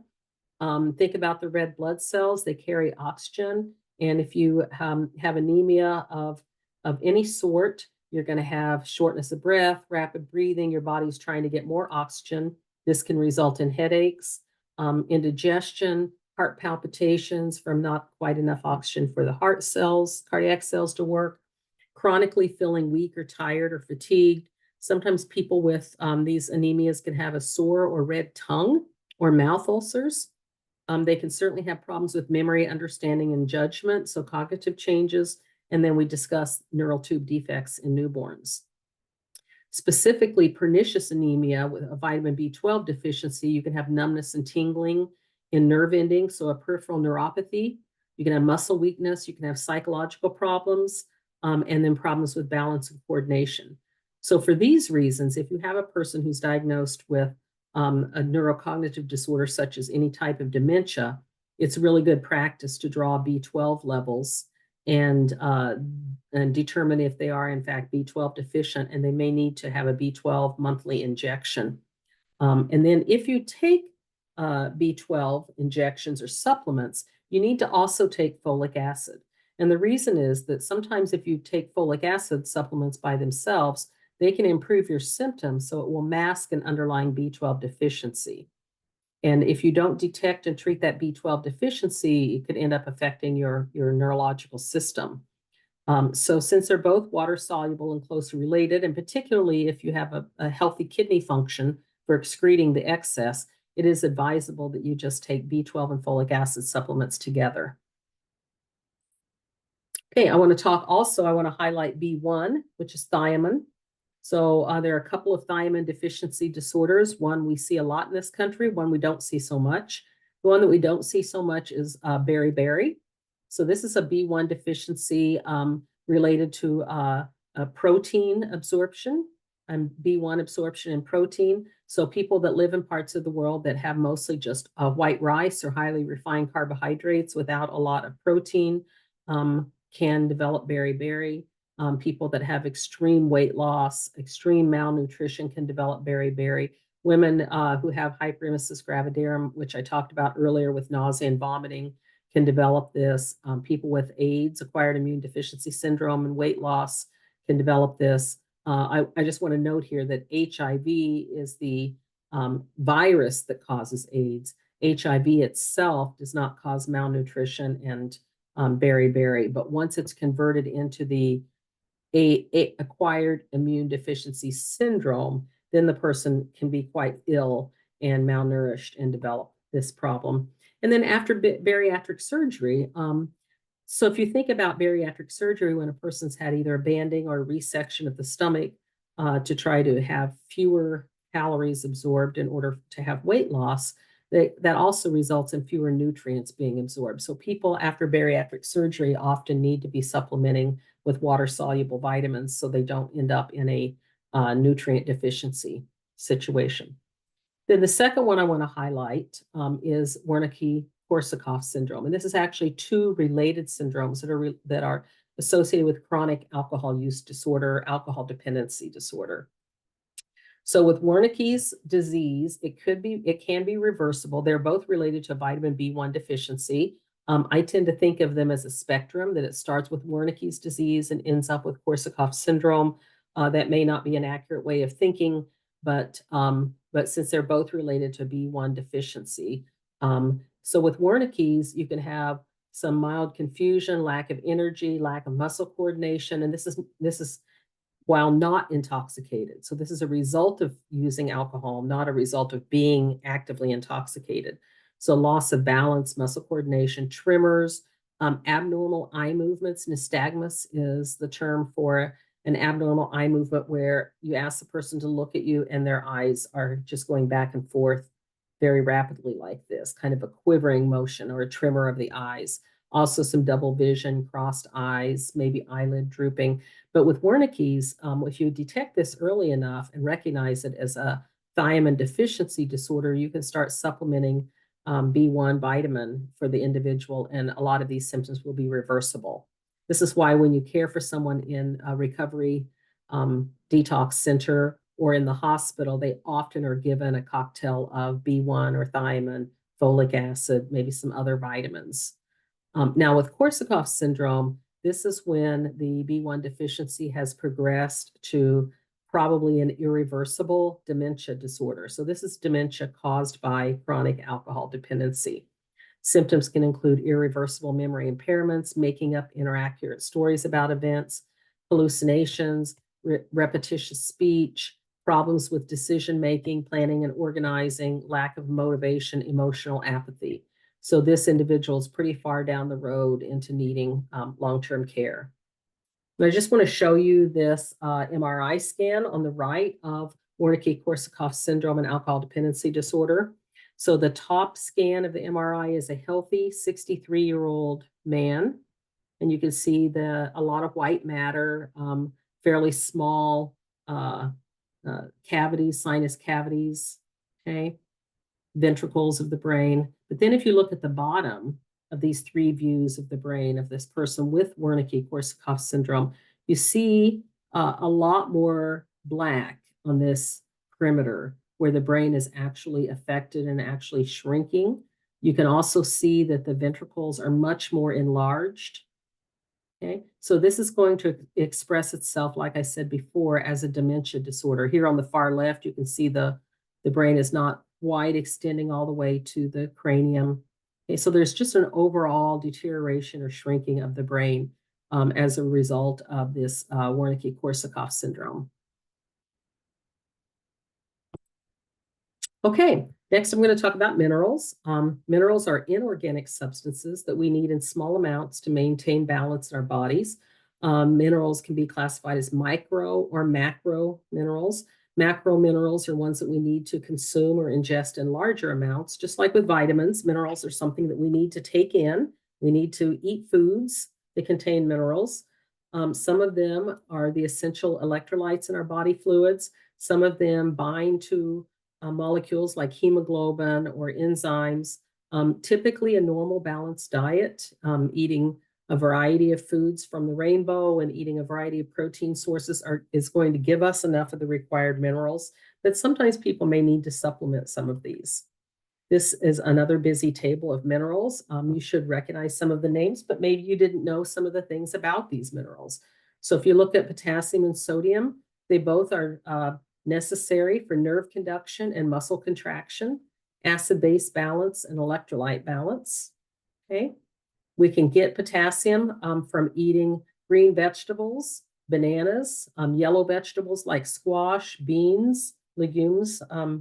Our type is a overall term for beans. And dried fruits concentrates the potassium when the fruit's dried. Sodium, we basically get plenty of sodium in our American diet because we eat a lot of packaged or canned foods that have sodium added.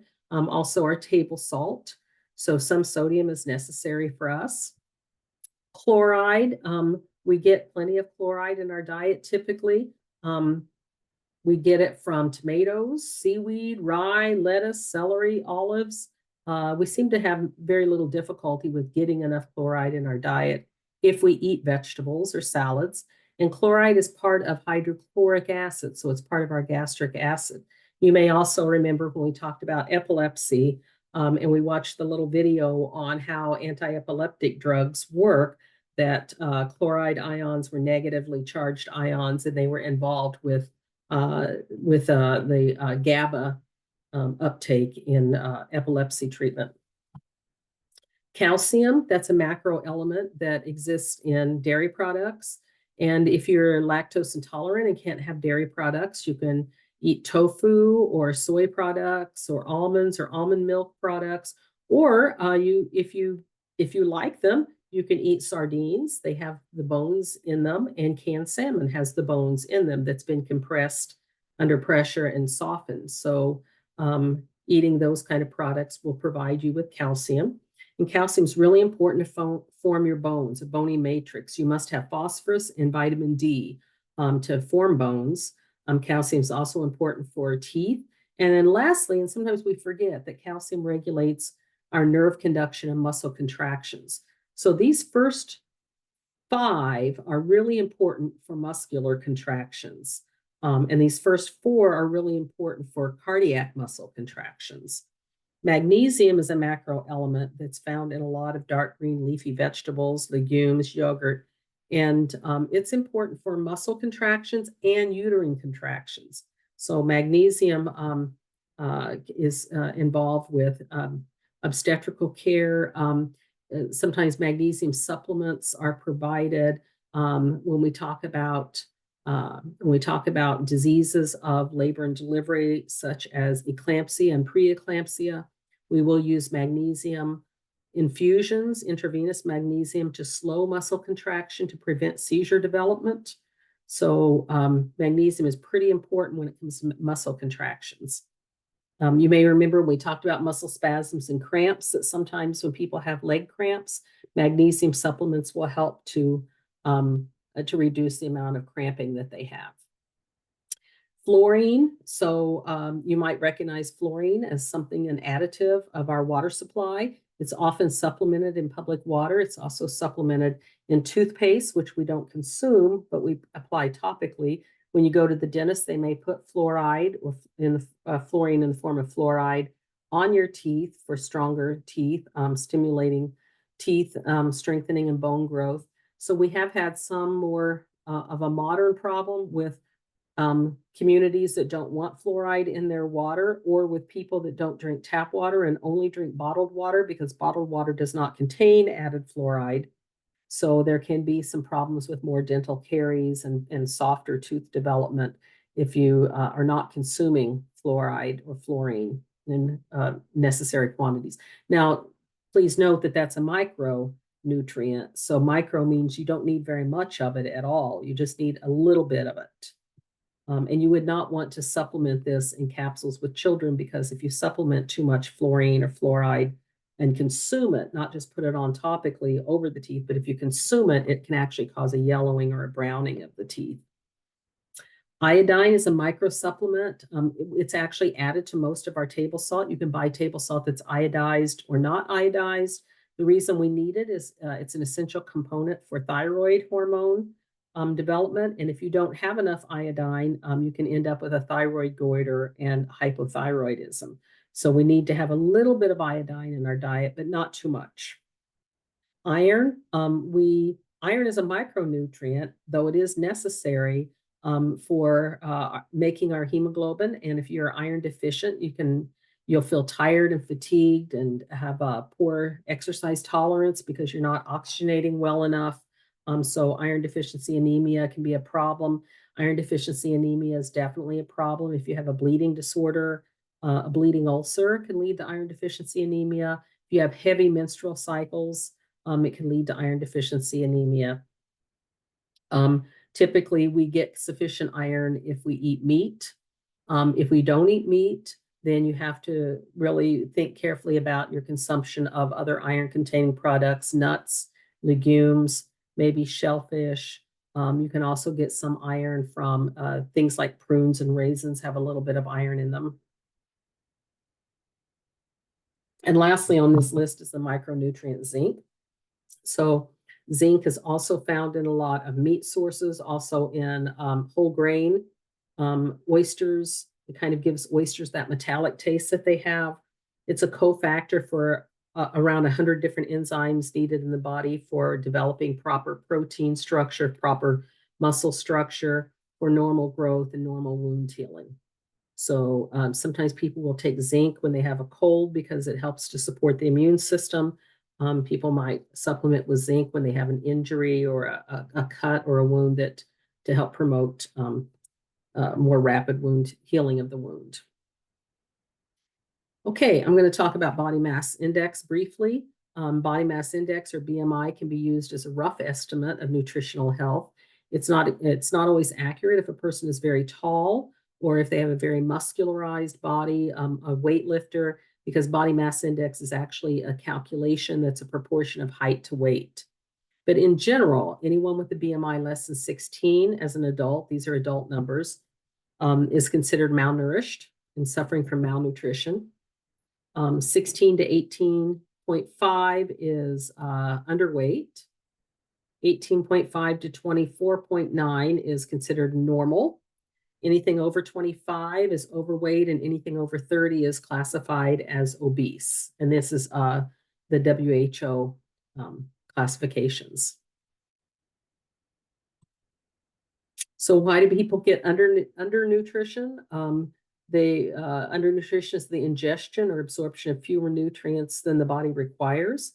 You might be undernourished from just advancing age, from severe burns all over the body that can affect absorption and nutrients in a lot of ways. Cancer, chronic alcohol dependence, bowel diseases like IBS or chronic inflammatory bowel diseases, Crohn's disease, ulcerative colitis, eating disorders like anorexia nervosa or bulimia, which is self-induced vomiting or exercise disorders, other gastrointestinal disorders, HIV infection, converting to AIDS, surgery can lead to undernutrition, trauma, multiple fractures, automobile trauma, any kind of traumatic head injury, and then lastly, chronic neurological diseases that lead to progressive dysphagia. Dysphagia is a difficulty swallowing. Multiple sclerosis, which is a neurological degenerative disorder. So how do we help someone that has malnutrition? We can provide nutritional supplementation, enteral or parenteral, and they're differentiated by their route.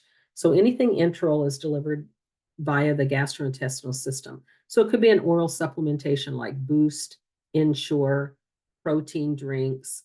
Sometimes with children, I will tell families to buy whole milk with the red top. In this country, it's got a red plastic top, and then use Carnation Instant Breakfast to add protein and vitamin boost to the whole milk. So that might be more palatable than some of the nutritional supplements that kind of have a chalky calcium taste. Then we can also do tube feeding. So we can have nasogastric tubes, nasoduodenal tubes. So they go through the nose down into the stomach or into the duodenum. Nasal jejunum tubes that go way down.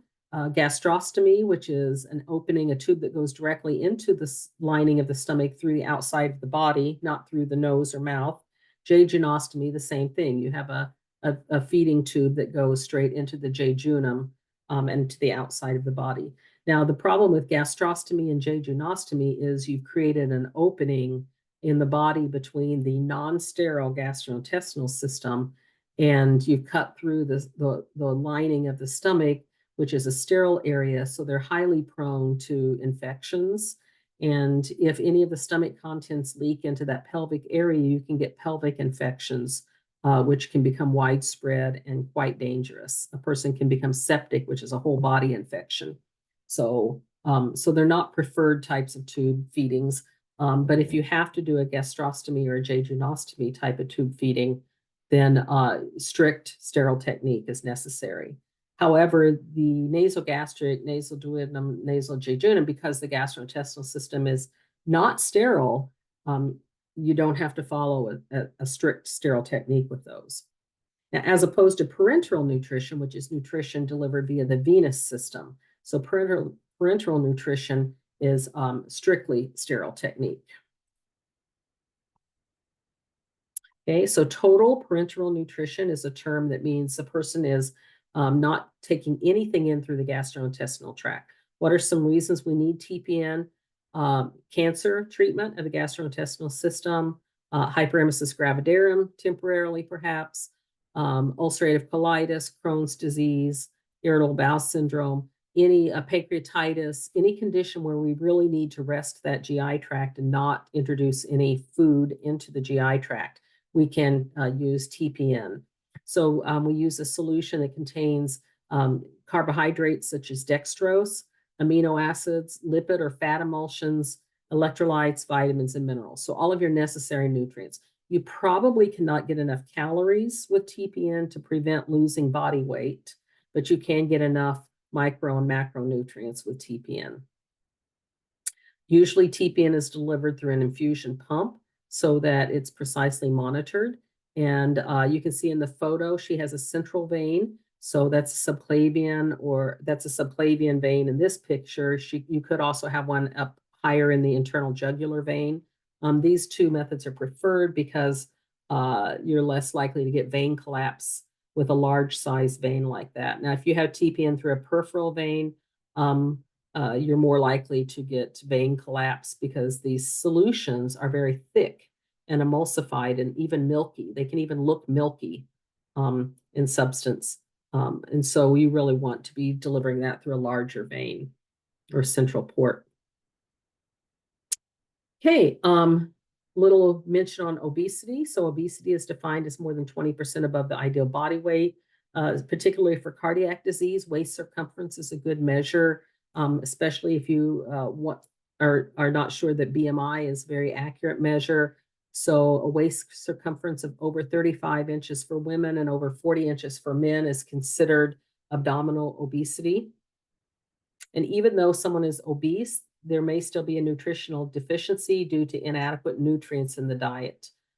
For example, I take care of patients that have autism, and sometimes people with autism in particular and other disorders may have an eating disorder called ARFID, which is an avoidance or restrictive food disorder. And that's based on not a desire to lose weight. It's not an anorexia. It's basically an aversion to certain types of food, textures of food, smells, or tastes of food. So one young adult that I care for consumes hamburgers and potatoes, but he has an aversion to any kind of fresh vegetables or fruits or fruit juices or even taking vitamins. He can't stand the taste of vitamins, and they will make him gag and want to throw up. So even though he's over 300 pounds, I'm very concerned about his nutrient absorption because of his diet.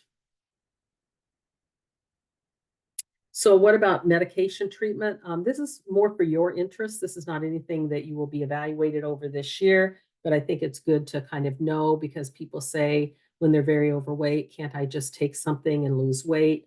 And the problem is that it's just not that simple. The older obesity diet pills were amphetamines. We still have some amphetamines that we use that are approved for diet use. So we have three overall categories. The first category called anorexiants. So they basically cause you to lose your appetite.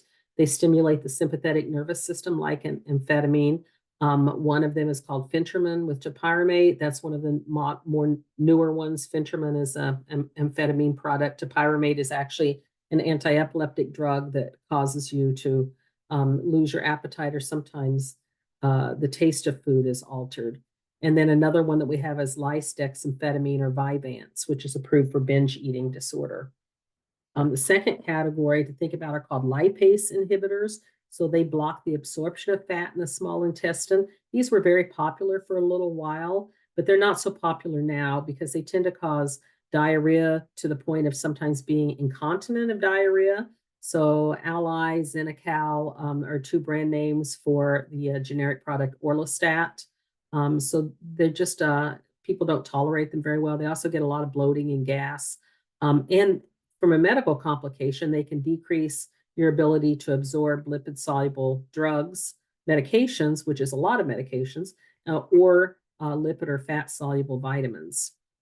And then lastly, what we're seeing now, and it's on increasingly on the rise, are GLP-1 agonists. So that's a glucagon neuropeptide type 1 agonist. And that's a hormone in the gut. These medications are prescribed for type 2 diabetes. They have a side effect of slowing gastric emptying and creating a sense of fullness that reduces a person's overall food intake. They are contraindicated for a history of thyroid cancer in oneself or one's family. Because of the side effect of losing weight, these medications, several of them are now cross-approved as weight loss medications. So a couple of examples are liraglutide or Victoza, Ozempic, that's a brand name, and Mounjaro, that's a brand name. These are administered subcutaneously once a week by the person, and they just slow gastric emptying.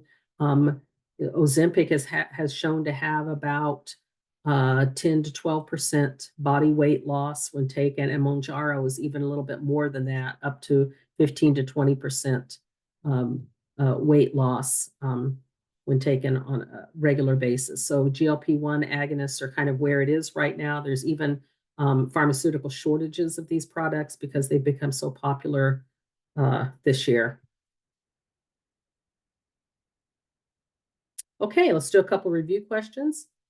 In older adults diagnosed with pernicious anemia and replacement therapy is ordered. So the nurse will anticipate administering which vitamin by which technique. This is an older adult with pernicious anemia. So we know that there's many types of anemia, so we have to decide which type is pernicious anemia.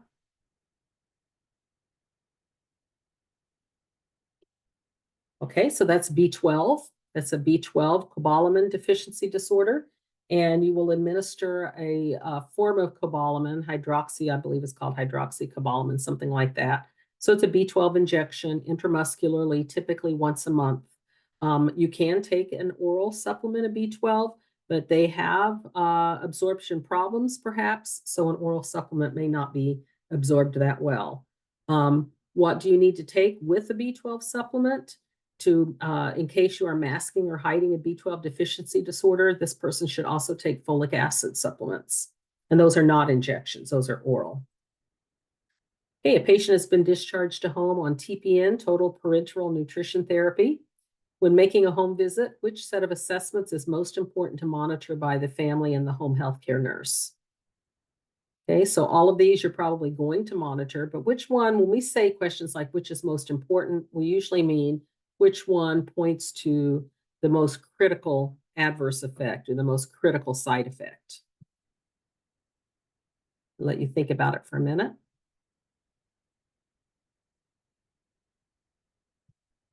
Okay, so temperature and body weight are the most critical measures. The temperature can indicate, because this is TPN, this is going into the vein, can indicate the presence of an infection. Central catheter infections are a major target for hospital-acquired infections and monitoring. And then fluid retention can indicate some kind of either excessive TPN fluid that's excessive, more than the kidneys can handle, or some kind of development of chronic kidney disease. So both of those are very important factors. I mean, if it's slow weight gain, that would be okay, but rapid weight gain of a few pounds, 5 pounds in a week, more than 5 pounds in a week, that's an indication of a fluid retention problem. Okay, the patient is on home-based enteral nutrition via a gastric tube. They have a temperature of 101.5 degrees Fahrenheit. After assessing the patient, the nurse uses the opportunity to talk to the family about which preventative measure to decrease the risk of an infection related to enteral nutrition. Okay, so when you're thinking about this, you're thinking about what is enteral nutrition. It's a gastric tube. The GI tract is not sterile. So from beginning to end, it's a non-sterile environment. Okay, so what are some things we might think about that would be important? Okay, so feeding solutions can hang up to 4 hours. So they can be at room temperature for 4 hours, just like maybe, if you pour a glass of milk, it will get warm after 2 hours, but it won't go spoiled. It won't go bad after 2 hours. You can use plain water. We drink plain water, so there's no problem with irrigating the tube feeding with plain water. Also, it's not necessary to use sterile technique because it's not a sterile environment. So the most important part is if to teach the family is that if they don't use part of the feeding, it needs to be refrigerated. No more than you would put milk on a counter and leave it out overnight and then drink it the next day. You would not leave a gastric feeding solution at room temperature and then use it the next day. So you need to think about these solutions as if you're consuming a food source and you're preventing food poisoning, basically the growth of organisms in the food source by refrigerating. Okay, so parenteral nutrition is sterile. Enteral gastric nutrition is non-sterile. Okay, so that concludes our 3 chapters for this week. Now you have your 6th and final open book quiz. You can do this with a classmate if you want, or you can do this on your own at home. Just go to your open book quiz number 6, nutritional supplements, in your Canvas site. And there are 20 questions. There's no time limit, but as per usual, once you decide on an answer and move forward, you can't go back and change your answer. You can, however, use any resources at your disposal. So take your time and do a good job. And I thank you for your attention today, and I look forward to seeing you back in class. Bye-bye.